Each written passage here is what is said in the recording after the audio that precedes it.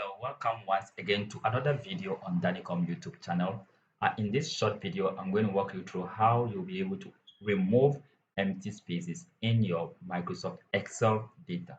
So let's assume we have this data, this data on our screen, and we want to remove all the empty spaces, for instance, like this. All we need to do is just first of all, click on Control A to highlight everything. And if you have everything highlighted, all you need to do is just click on or just say press on Control and G. When you press on Control G, you click on Special, and after clicking on Special, just select blanks.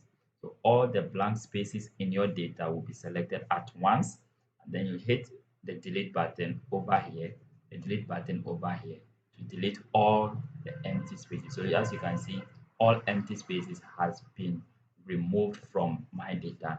Now my data is very well prepared for analytics or whatever I want to do with the data. This is basically how to remove empty spaces from your Excel sheet. Thank you. If you have not subscribed to my channel, help us grow by subscribing to this channel, and see you in our next video. Bye.